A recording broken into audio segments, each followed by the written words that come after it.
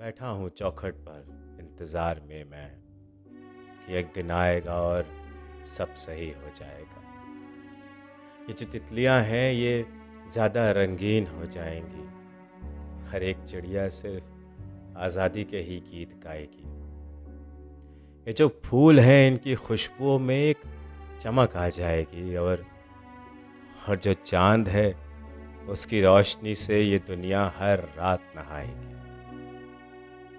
एक दिन आएगा जब मैं सुकून से बैठूंगा अपने भीतर और बाहर खिड़की के ये सारी दुनिया देख मुझे मुस्कुराएगी। एक सुबह होगी दोस्त जब ये खबर भी आएगी, वो जो रात काली है गहरी है वो भी एक रात कट ही जाएगी। वो जो रात काली है गहरी है वो भी एक रात कट ही जाएगी। ये जो अच्छे दिन का इंतज़ार है ये कई सदियों से चला आ रहा है। लोगों ने हमेशा से कल्पना की है कि एक ऐसी दुनिया होगी, एक ऐसा समय होगा, एक ऐसी जगह होगी जहाँ पे सब कुछ अच्छा होता होगा। हर आदमी खुश होगा, हर आदमी के सारे सपने पूरे हो रहे होंगे। कोई किसी के बारे में गलत नहीं सोचता होगा, किसी का नुकसान नहीं करना चाहता होगा, कोई किसी का फ़ायदा नहीं उठाना चाहता होगा। ये कॉन्सेप्ट है यूटोपिया का, एक आदर्श लोक। ग्रीक फिलोसोफर प्लाटो ने यूटोपिया पे एक पूरी एनालॉजी दी है। उन्होंने द रिपब्लिक करके एक किताब लिखी थी, तो उस किताब में उन्होंने डिस्क्राइब किया है कि एक आइडियल स्टेट कैसा होगा, एक राम राज्य कैसा होगा। उनके हिसाब से जो राजा होगा वहाँ का उसे उसे दार्शनिक होना चाहिए, एक फिलोसोफर होना चाहिए, है ना। वो खाली योद्धा, खाली गर्म बुद्धि का आदमी प्लाटो के रिपब्लिक का राजा नहीं हो सकता। इस सोसाइटी का जो अपर क्लास है, एलीट क्लास है, उसकी ये जिम्मेदारी है कि वो अपने बच्चों को बचपन से ही फिलॉसफी से इंट्रोड्यूस करे ताकि बड़े होकर वो समाज के प्रति अपने कर्तव्यों को समझ सके, उन्हें निभा सके। फिर प्लाटो ने इस रिपब्लिक को 3 क्लास में डिवाइड किया है। पहला जो क्लास है वो क्लास होगा रूलर्स का, फिलोसफर किंग जिसकी अभी बात हुई थी।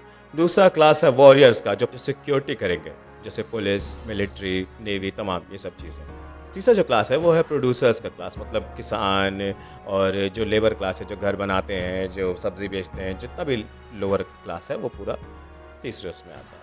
उनका ये मानना था कि रिपब्लिक में जो अपर क्लास है उसकी ये जिम्मेदारी बनती है कि वो लोअर क्लास को सहारा दे, उसको संभाल के रखे। प्लाटो अपने इस रिपब्लिक में जब न्याय की बात करते हैं तो वो कहते हैं कि न्याय आत्मा का काम है। वो सिर्फ शरीर से, बुद्धि से, तन से नहीं किया जा सकता, उसके लिए आत्मा, उसके लिए दिल लगाना पड़ता है। तो उस आत्मा को उन्होंने बेसिकली 3 हिस्सों में बांटा है, ऐसे हिस्से जो उसको इन्फ्लुएंस करते हैं, उस आत्मा को निर्णय लेने के लिए।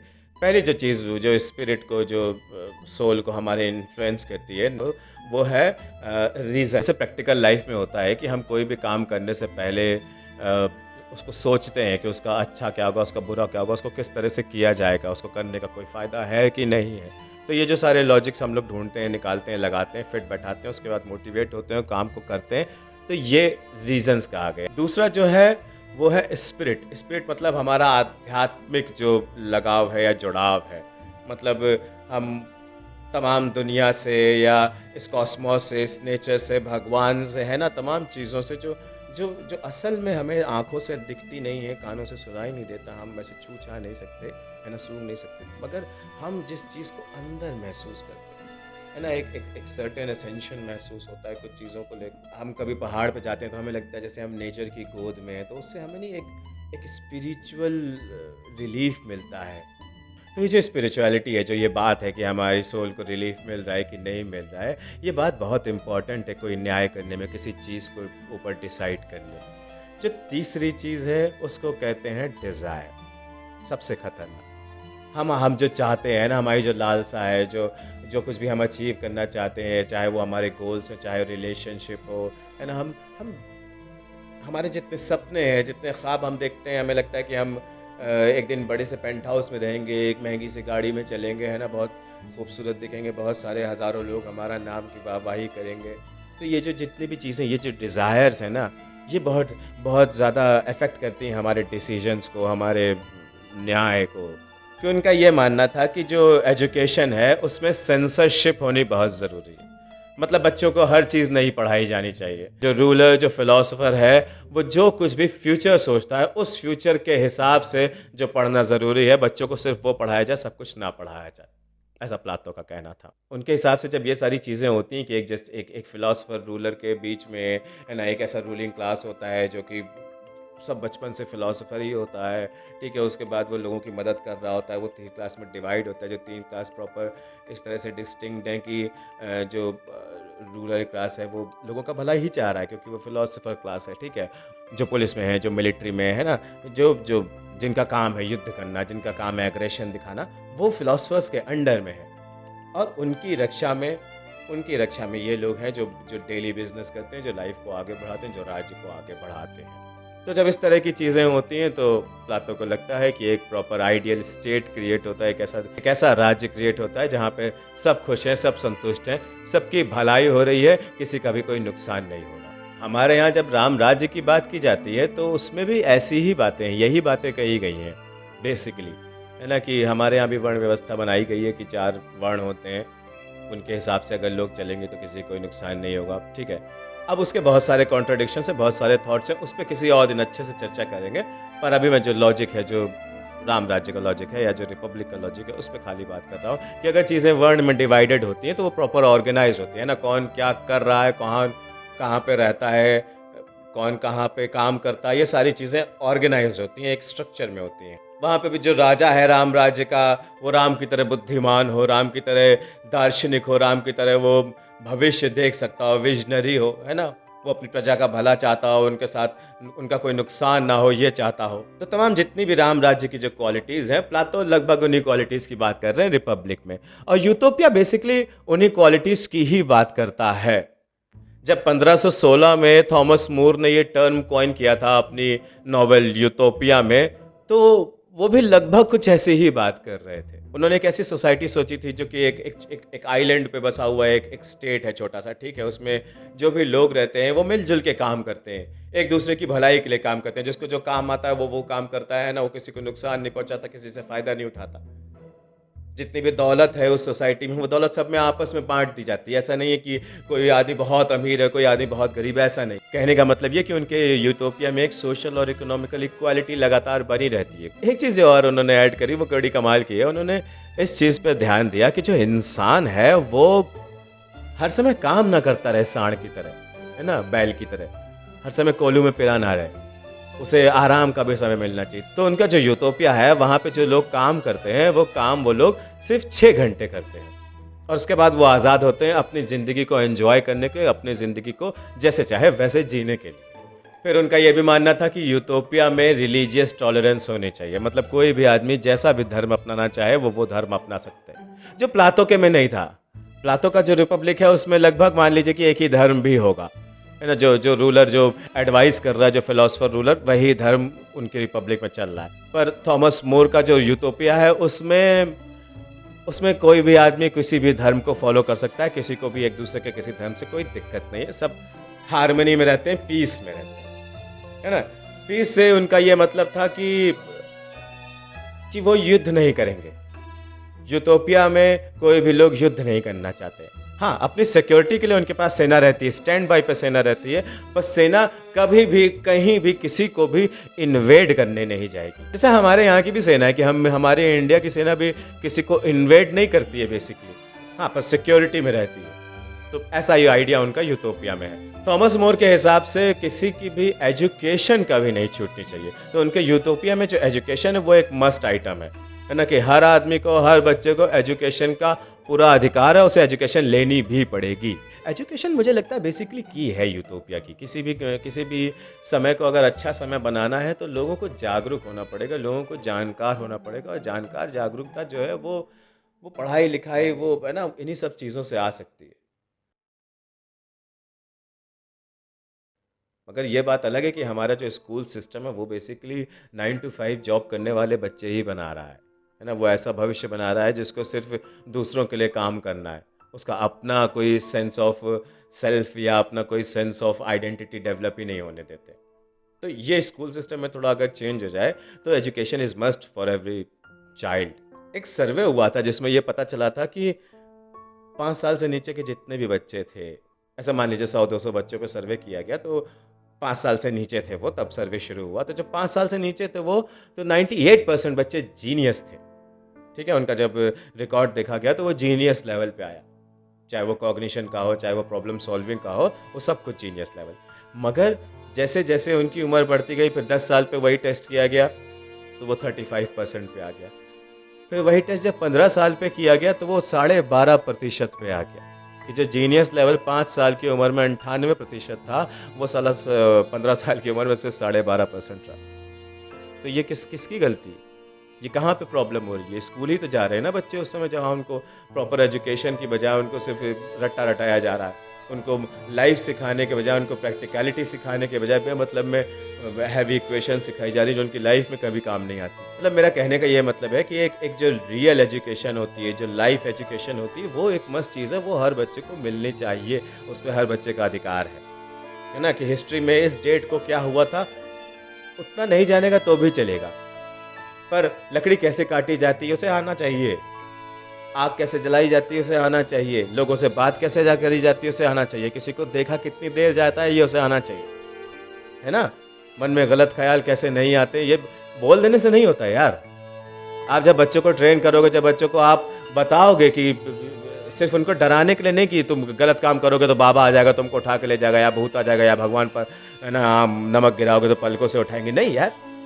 आप उनको ये बताओ कि बेटा नमक गिराओगे किसी जानवर पे गिर जाएगा, मान लो कोई चींटी वीटी जा रही है, जो भी प्राणी पे गिरेगा वो सूख के मर जाएंगे, तो ये पाप है इसलिए मत करो। तो उनको वो लॉजिक समझ में आएगा। अच्छा, अब इस यूटोपिया के साथ एक प्रॉब्लम है, और वो ये कि ये यूटोपिया हमेशा हमेशा टोटलिटेरियन होता है, कि जो आपका एडमिनिस्ट्रेशन है, जो अथॉरिटी है, वो आपको बताएगा कैसे रहना है। वो आप चाहे आज़ादी ही दी गई हो, पर वो आज़ादी कितनी आज़ादी है, उस आज़ादी का क्या मतलब है, आप क्या कह सकते हैं, क्या कर सकते हैं, कहाँ जा सकते हैं, कहाँ नहीं जा सकते हैं, ये बताया गया होगा। पूरी तरह से स्वच्छंद नहीं छोड़ा जा सकता। अगर पूरी तरह से स्वच्छंद छोड़ दिया जाएगा तो वो फिर वो यूटोपिया नहीं होगा, कभी भी नहीं होगा, है ना? तो यूटोपिया का मतलब होता है चीज़ों को बांध के रखना, एक सही तरीके से सबके भले के लिए चीज़ों को बांध के रखना। तो अब इस टोटलिटेरियन की प्रॉब्लम की वजह से क्या होता है कि अक्सर अक्सर क्या, हमेशा ही, जब भी आप हिस्ट्री में देखेंगे, बहुत सारे लोगों ने यूटोपिया बनाने की कोशिश करी अपनी कम्युनिटी के लिए, अपने लोगों के लिए, पर इवेंचुअली चूंकि वो अथॉरिटेरियन था, चूंकि वो टोटलिटेरियन था, वो जो आइडिया था वो डिस्टोपिया में ही चला गया, कन्वर्ट हो गया। आप जितना भी लिटरेचर पढ़ें, सिनेमा देखें, जो कुछ भी देखें, जो भी काम यूटोपिया को लेके किया गया है, वो सारा काम डिस्टोपिया पे ही ख़त्म होता है। बिकॉज यूटोपिया एक क्षणभंगुर चीज़ है। जैसे सतयुग की अगर हम बात करें, सतयुग हमारे हिंदू कल्चर में सतयुग का एक कॉन्सेप्ट है। काल को 4 युगों में डिवाइड किया गया। पहला है सतयुग, फिर त्रेता, फिर द्वापर, फिर कलयुग। सतयुग माने द एरा ऑफ ट्रुथ।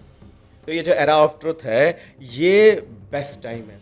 इसके बाद जब त्रेता आता है, तो त्रेता जो है वो सतयुग से थोड़ा ख़राब समय। फिर द्वापर आता है, द्वापर त्रेता से ख़राब है, और जो कलयुग है वो सबसे ख़राब समय।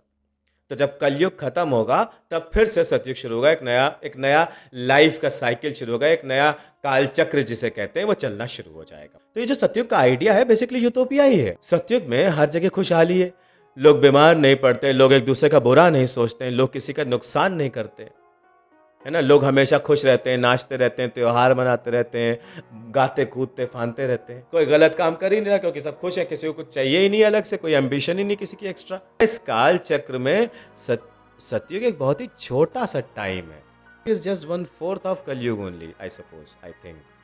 तो सोचिए इस हिसाब से वो कितना छोटा होगा, 1/8 1/16 कुछ तो है, मुझे नहीं पता, कैलकुलेट करना पड़ेगा। जो सतयुग है ये सिर्फ काल चक्र की ही बात नहीं करता, बल्कि हमारी लाइफ में, मतलब मैक्रो ही नहीं, ये जो हमारी लाइफ में जो माइक्रो इवेंट्स होते हैं ना, जो जो बिगिनिंग मिडिल और एंड्स होते हैं ना, वो हर बिगिनिंग मिडिल और एंड के बीच में ये सतयुग, त्रेता, द्वापर और कलयुग आता है। जैसे फॉर एग्जांपल जब हम पैदा होते हैं शुरू शुरू में, तो हर कोई हमारी सेवा कर रहा है, हर कोई हमें खिला रहा है, पिला रहा है, प्यार कर रहा है, पुच्चियाँ कर रहा है ना, अच्छी अच्छी बातें कर रहा है, अच्छी अच्छी चीज़ें ला के दे रहा है, हमारा भला सोच रहा है, हमारे लिए दुआएं कर रहा है हमेशा। हम जो खाना चाह रहे हैं हमें मिल रहा है, हम जो करना चाह रहे हैं हमें हो रहा है हमारे साथ, ठीक है ना? हम ज़रा सा अगर दुखी हो जाए, रो देते तो लोग एकदम लाइन लगा ले, अरे क्या हो गया, ले ले ले ले ले, है ना? तो जब बच्चा वो पैदा हुआ है, जो वो छोटा-सा बच्चा है, जो इन्फेंट है, जो यंग एज है, जो बेबी है, वो सतयुग में तो जी रहा है। फिर वो थोड़ा बड़ा होता है, उसकी लाइफ में है ना, उसको उसको चीज़ें समझ में आने लगती हैं, वो डिसिप्लिन्स पकड़ने लगता है, वो नई लैंग्वेज सीखता है, वो अपने माँ-बाप से नई-नई बातें सीखता है, वो नया धर्म सीखता है, ठीक है? तो वो जब किस उस डिसिप्लिन में आता है, तो जब भी वो डिसिप्लिन में आता है, तो वो त्रेता युग में ही तो आया। जैसे राम आया था डिसिप्लिन में, परशुराम तो डिसिप्लिन में, पिता ने कहा बेटा माँ के गर्दन काट दे, तो परशुराम ने माँ की गर्दन काट दी। राम से कहा गया कि बेटा वनवास चले जाओ, तो राम वनवास चले गए। तो ऐसे ही जब बच्चा 10, 11, 12 साल तक होता है, 13 साल तक होता है, तो वो त्रेता युग में जी रहा होता है, वो डिसिप्लिन में जी रहा होता है, माँ-बाप की बातें मान रहा होता है, उनको ही मान के चल रहा होता है कि वो जो कुछ भी बता रहे हैं, सही बता रहे हैं। फिर वो आता है टीनेज में, फिर उसके अंदर क्वेश्चनिंग शुरू हो जाती है, फिर उसको लगता है कि जो लॉजिक्स दिए जा रहे हैं, जो बातें मुझे बताई जा रही हैं, वो बातें गलत है। मैं रिलेट नहीं कर पा रहा हूँ, मैं समझ नहीं पा रहा हूँ। वो अपने माँ-बाप को अभी नहीं समझ पा रहा है ना? 12, 13, 14, 15 साल की उम्र में, 17 साल की उम्र में, वो माँ-बाप को नहीं समझ पा रहा है, वो दुनिया को नहीं समझ पा रहा है, पर वो ये समझ पा रहा है कि चीज़ें अच्छी नहीं हो रही हैं। वो जो करना चाहता है, वो हो नहीं पा रहा है। चीज़ें इतनी अच्छी हैं नहीं जितनी होनी थी। समाज, दुनिया, स्कूल इतना अच्छा है नहीं, हर जगह मुझे बुरा महसूस हो रहा है। मेरी आइडेंटिटी उसे उसे आइडेंटिटी फ़ील हो रही है ना, उसको उसको सेल्फ़ का रियलाइज़ेशन हो रहा है, उसके अंदर एक ड्राइवर पैदा हुआ पहली बार। इससे पहले तो दैवीय था, जो माँ-बाप ने कह दिया वो करो त्रेता युग तक। पर द्वापर युग में क्या हुआ? द्वापर युग में हमारे अंदर एक आइडिया पैदा हुआ, एक कृष्ण एलिमेंट पैदा हुआ इंसान के अंदर। एक थॉट प्रोसेस चलना शुरू हुआ, उसे उसके अंदर से थॉट आया कि यार ये करना चाहिए कि नहीं करना चाहिए? ये जस्टिफाइड है कि नहीं जस्टिफाइड है? उसने लॉजिक लगाया कि क्या होता है, कैसे होता है, कि सब कुछ यार, सब तो पैदा होता है, मरता है, मारता है। हम कौन होते हैं जज करने वाले? हम जो न्याय समझते हैं, हम जो धर्म समझते हैं, उसके लिए अगर कुछ गलत हो रहा है तो हमें उसके खिलाफ लड़ना होगा, हथियार उठाना होगा। तो वो करता है, वो लड़ता है, हथियार उठाता है, टीनेज में बच्चा। फिर उसकी उम्र और आगे बढ़ती है, फिर वो थोड़ा समझदार होता है, लाइफ में आगे आता है, फिर वो अपने डिसीजंस खुद लेना शुरू करता है 20, 22, 25 में, है ना? जब वो सोचता है कि अब मैंने ये डिसाइड कर लिया कि मैं फलाँ बनूँगा, मैं एक्टर बनूँगा, म्यूज़िशियन बनूँगा, मैं अकाउंटेंट बनूँगा, मैं राइटर बनूँगा, कुछ भी बनूँगा, है ना? तो जब वो ये डिसीजन ले लेता है ना, तब उसको करप्शन शुरू करना पड़ता है। क्योंकि उसको तब ये समझ में आता है कि ऐसा है ही नहीं, जो मैं बचपन, जो मैं बच्चा छोटा था, जब मैं जीता था, हर कुछ मेरे हिसाब से होता था, अब नहीं हो सकता। अब हर कुछ किसी और के हिसाब से होना चाहता है, मुझे उसमें से अपनी जगह निकालनी है, मुझे उसमें से अपना कुछ हिस्सा निकालना है, उसे अपने पास रखना है, अपनी ज़िंदगी बनानी है। तो मैं क्या करूँ? मैं लोगों से लड़ नहीं सकता हमेशा। लड़ता तो था, मैं जब बच्चा था तब लड़ता था, पर अब मुझे समझ में आ गया लड़ाई करके काम नहीं हो सकता। मुझे कई बार अपने आप को काट के फेंकना पड़ेगा, कई बार अपने आप को बलिदान करना पड़ेगा, अपना हाथ, अपना पाँव, अपना आइडिया, अपनी आँख फोड़नी पड़ेगी, ताकि दुनिया कह सके हाँ, हाँ, तुम यहाँ पे फिट हो सकते हो। यहाँ पे अंधे लोग ही बैठते हैं, please come be a good blind here. है ना? तो ये जो बात है ना, ये जो एडजस्टमेंट वाली बात आ जाती है ना, इसकी वजह से आदमी करप्शन करने लगता है, इसकी वजह से आदमी खुद की अपनी आइडेंटिटी से करप्ट हो जाता है और वो कलयुग में जीने लगता है। और ऐसा कई दूसरे कामों में भी होता है, जैसे जैसे मान लीजिए कोई कोई बच्चा है, कोई बहुत सुंदर सा बच्चा है ना, और उसके दोस्त उसको कहता है यार तू तो बड़ा स्मार्ट लगता है, तू तो बड़ी स्टाइल से चलता है, वो अपने के बाल बड़े खूबसूरत से हैं, वो हर समय स्मार्ट बना घूमता रहता है, उसके कपड़े वपड़े पहनने का तरीका बहुत बढ़िया है। तो उससे उसके दोस्त जब ये बात कह रहे हैं ना कि यार तू हीरो है हीरो, तो वो मानने लगता है वो हीरो है। फिर अगर उसके पिताजी के पास पैसा है तो वो उनसे कहेगा पैसा लगा दीजिएगा, वो लगाने को तैयार है तो वो लगा देंगे और वो हीरो वीरो बन जाएगा, उसको रस आ जाएगा। अगर नहीं पैसा है तो वो थिएटर वेटर कहीं ढूंढेगा, थिएटर ढूंढ के करना शुरू करेगा, जैसे तैसे वो थिएटर में स्टेज पे एक्टिंग करने पहुंचेगा, एक्टिंग जैसे ही करेगा सामने जैसे उसका नाम पुकारा जाएगा, चाहे उसने भले ही छोटा सा रोल किया हो, है ना? और जब उसका नाम पुकारा जाएगा और उसके सामने माँ-बाप बैठे होंगे, सामने उसके दोस्त यार बैठे होंगे और तमाम अनजान लोग बैठे होंगे, उसके थिएटर के सीनियर्स बैठे होंगे जिनको वो आजकल पूछता है, दादा कादा करता है, उनके पैर छूता है। और वो सब उसके लिए तालियाँ बजाएँगे, उसके लिए मुस्कुराएँगे। तो वो उसके लिए सतयुग है भाई। फिर जैसे-जैसे धीरे-धीरे वो पुराना होता जाएगा थोड़ा, है ना? 1-2 साल, 3 साल पुराना हो जाएगा।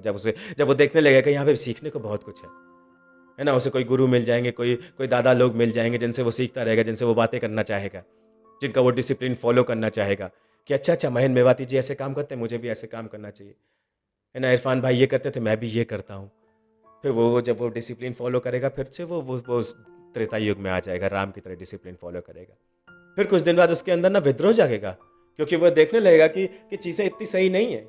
मैं जो सोच के आया था मैं अचीव करूंगा, वो मुझे अब दिख ही नहीं रहा है, मेरा गोल भटक गया, मुझे समझ में नहीं आता कि मैं क्या करूं, है ना। वो कंफ्यूज हो गया, वो उसको नहीं समझ में आ रहा कि ये थिएटर है या अध्यात्म है या एक्टिंग क्या है, या मैं उसे पता था बस इतनी बात कि वो हीरो बनना चाहता है। आज उसके सामने 4 साल 5 साल बाद थिएटर करने के ये बात आ गई है कि वो एक महान काम कर रहा है। अब उसे उस महान काम के साथ वो करना है, कुछ बढ़िया करना है, तो वो करने की कोशिश भी की उसने अपने त्रेता युग में। पर फिर अब उसको समझ में आता है कि उसके करने से कोई फायदा नहीं होता, कोई अप्रिशिएट नहीं करता, है ना, उसे कुछ नहीं मिल रहा है। लोग अपने लोगों को काम दे रहे हैं, लोग उसको नहीं बुला रहे उसके टैलेंट पे, लोग उसकी शक्ल पे, उसकी सूरत पे बुला रहे हैं। अगर वो खूबसूरत है तो, अगर वो बॉडी बिल्डर है तो उसकी बॉडी पे बुला रहे हैं, है ना। अगर वो निंग निंग करके बात करता है तो उसको कॉमेडी करने के लिए निंग निंग करके बुलवा रहे हैं। तो वो विद्रोह करना शुरू करता है, उसका उसका द्वापर शुरू हो जाता है। उसके अंदर से थॉट आने लगते हैं क्या सही है यार, क्या गलत है। वो डिसाइड करना शुरू करता है कि मैं इनके साथ काम करूंगा, इनके साथ नहीं करूंगा यार। फिर जब वो ये सब डिसाइड करता है, फिर वो आगे बढ़ता है, फिर वो लाइफ में ना अचीव करने लगता है, ये सब करते करते फिर वो किसी दिन बन जाता है खुद सीनियर, पुराना आदमी। उसकी शादी हो गई, उसके बच्चे पैदा हो गए, और अब उसको थिएटर से अपना घर चलाना, अपने बच्चों का पालन पोषण करना, उनकी महंगी महंगी फीस देनी है ना। क्या करेगा वो? जो जो नए लोग आए होते हैं उससे मिलने के लिए, जो जो थिएटर करने के लिए, वो उनको बताता है कि यार तुम बहुत महान काम करने आए हो, ये एक बहुत बड़ा डिसिप्लिन है जो तुम्हें अटेन करना पड़ेगा, और इसके लिए तुम्हें एक गुरु चाहिए, है ना, जो तुम्हें महान बना सके। वो गुरु मैं हूँ, आओ आओ मुझे मेरी वर्कशॉप करो, मुझे थोड़े पैसे दो। क्या करोगे आप मजबूर हो यार, इसमें आपकी गलती भी नहीं है। आप सिंपली भी समझा सकते हो कि बेटा ऐसा कोई कठिन काम नहीं है एक्टिंग, तुम्हें बस थोड़ी मोड़ी चीज़ें समझनी है, थोड़े मोड़े चेंजेस करने पर नहीं। आप उनको एक माहौल बनाते, जब वर्कशॉप होती है तो मैंने देखा उसमें पूरा एक माहौल बनाया जाता है। अब मैं ये नहीं कह रहा हूँ कि धार्मिक अध्यात्म होता है या अधार्मिक अध्यात्म होता है, किसी भी तरह की बात हो रही है, पर अध्यात्म हो रहा होता है एक certain, which is fine in a way. पर नया बच्चा जो आया है काम करने, वो अध्यात्म करने नहीं आया। या हम जब जब किसी कर्म को कर रहे हैं तो कर्म अध्यात्म नहीं हो सकता, कर्म आध्यात्म के खिलाफ है। आध्यात्म कर्म कर लेने के पश्चात आएगा ना, जब हम कर्म कर चुकेंगे, जब वो काम पूरा हो गया, तब हम मैं आध्यात्मिक हो जाता हूँ कि अब मुझे इस काम से मतलब नहीं है, पूरा हो गया, है ना। अब ये काम अपनी ज़िंदगी जिए, मैं अपनी ज़िंदगी जी रहा हूँ। काम करते करते थोड़ी ना मैं आध्यात्मिक हो जाऊँगा यार, कि ये काम मैं बहुत महान है। मेरा जो पर्पस था, मैं जो बात, मान लीजिए मैं कोई बात कहना चाहता हूँ किसी नाटक के थ्रू, वो कहने के बजाय मैं इस बात में पड़ा हुआ हूँ कि थिएटर में ये बात कही नहीं जा सकती, व्हाट द। और हम क्या करें, हम मजबूर होते हैं, हमें परिवार चलाना होता है, हमें घर चलाना होता है। हमने अपनी पूरी ज़िंदगी, जवानी पूरी थिएटर में निकाल दी, अब हम कैसे अपना काम करें, कैसे अपना घर चलाएं, तो हम उसका माहौल बनाते हैं। मतलब सिर्फ थिएटर की बात नहीं कर रहा हूँ मैं, बहुत सारे धंधे ऐसे हैं, बहुत सारे बिजनेस ऐसे हैं, जो बिजनेस बेसिकली आर्ट होने चाहिए, जो बिजनेस सिर्फ काम होना चाहिए था अपने आप में एक, वो बिजनेस कुछ महान बात हो गई, कुछ अलग ही अटेन हो जाएगा आप वो काम कर लेंगे तो ये जो कोशिश है ना कुछ अलग ही अटेन कर लेने की, यही तो यूटोपिया जो हो रहा होता है उसको डिस्टोपिया पे ढकेल देती है। हम एम्बिशियस हो जाते हैं, हम कॉन्फॉर्मिटी में आने लग जाते हैं, हम बेमतलब की कॉम्प्लाइंसेस करने लग जाते हैं। हम कोई कह रहा है yes sir I will do this sir, yes sir, मन में चल रहा है कि भग साले को मान नहीं कर रहा तुम्हारी बात मानने का, बेमतलब की बात कर रहे हो, बेवकूफ़ी भरी, पर नहीं, yes sir I will do it sir, of course sir. इससे हमारा जो मन है, हमारी जो आत्मा है, हमारा जो ये स्पेस, जिसे हम, अगर हम इस बॉडी को स्पेस माने और इसके मूवमेंट को, इसके आगे बढ़ने को, इसके इवोल्यूशन को अगर हम टाइम माने, तो वो स्पेस टाइम करप्ट हो जाता है, वो डिस्टोपियन हो जाता है, वो एब्सर्ड हो जाता है। डिस्टोपिया मतलब एक ऐसा समय, एक ऐसी जगह जहाँ सब कुछ खराब है, जहाँ जिंदगी नहीं पनप सकती, जहाँ पे लोग रह नहीं सकते। अगर कोई जी रहा है तो बेचारा कैसे तो जी रहा है, मर रहा है वो बस मरने की कगार पे है, बस वो सिर्फ उसकी इच्छा शक्ति जो से जी आ रही। तो ऐसे इसका कोई मतलब नहीं दोस्त। आपकी इच्छा शक्ति मजबूत हो, ये बहुत अच्छी बात है, पर खाली उसके भरोसे ही तुम जी रहे हो, उसका कोई मतलब नहीं है यार।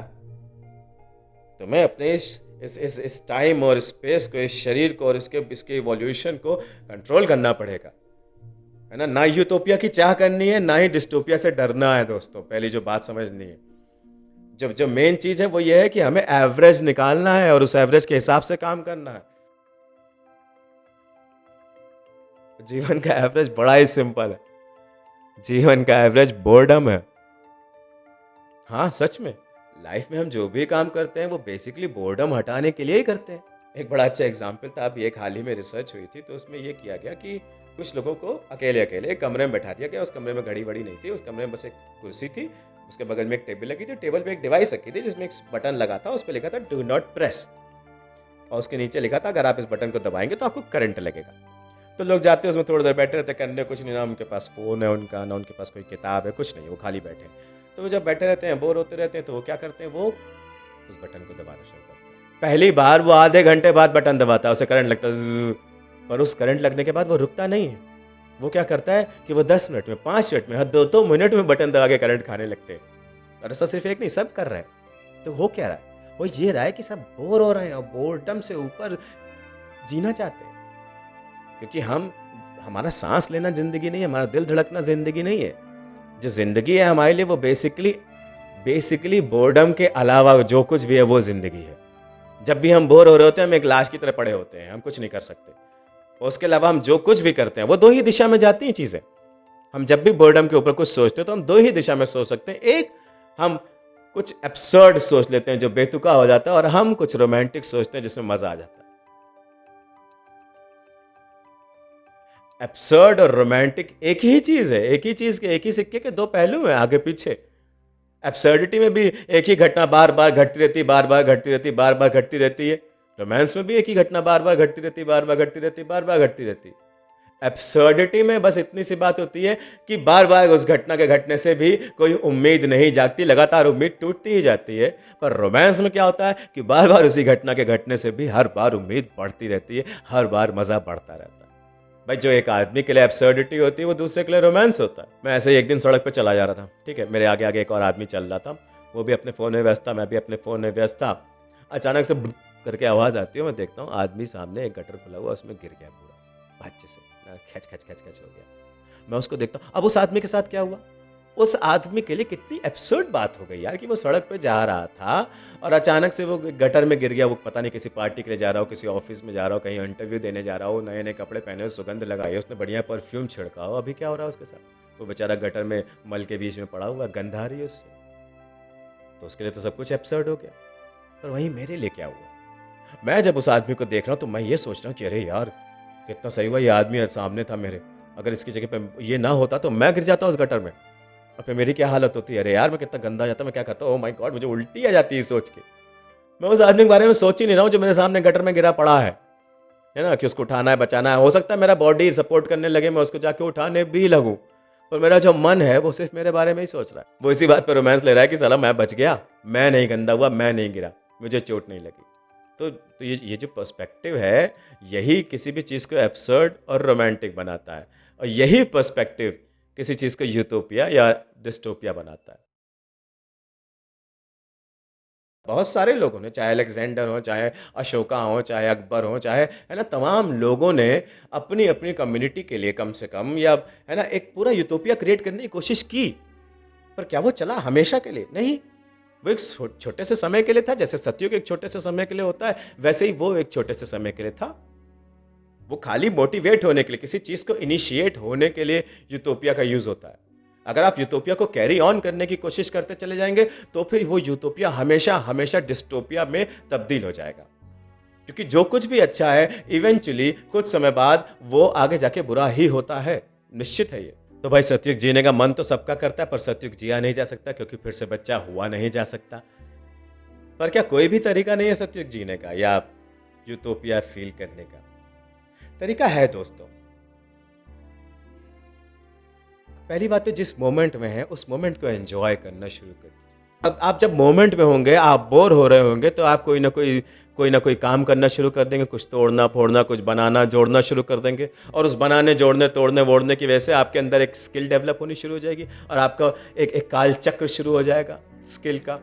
अगर आप बोर हो रहे हैं और उस समय आपने सोचना शुरू कर दिया कि यार परसों मेरे साथ ये हुआ था, यार ये परसों क्या होगा, तो फिर दोस्त आपका यूटोपिया जो है वो कभी एग्जिस्ट नहीं कर पाएगा, कभी आ ही नहीं पाएगा। आप हमेशा डिस्टोपिया में रहेंगे, चाहे आप कितनी अच्छी कंडीशन में जी रहे हो, बहुत सुंदर एसी में बैठे हो, बहुत बढ़िया आप यूरोप ट्रिप पे जा रहे हो, पर अगर आपके मन में ये चल रहा है कि अरे यार मैंने उस आदमी को कितनी गलत तरीके से है बोल दिया था, छोड़िए ना। आप यूरोप ट्रिप पे जा रहे हैं, आप यूरोप ट्रिप पे जाइए, उसमें ट्रिप में रहिए। जब लौट के आइएगा उस आदमी से मिलिएगा, जैसे ही मिलिएगा उससे सॉरी बोलिएगा, उससे अपनी बात बता दीजिएगा कि मैं माफ़ी चाहता हूँ। उस पे सोचते रहने का कोई मतलब नहीं है। जितना ज़्यादा आप सोचते रहेंगे, ओवरथिंकिंग करेंगे, उतना ज़्यादा आप अपने यूटोपिया को डिस्टोपिया की तरफ फेंकते जाएँगे, फेंकते जाएँगे। The utopia starts the moment you stop fearing, you stop worrying, you stop panicking about things. Chill, brah. Chill.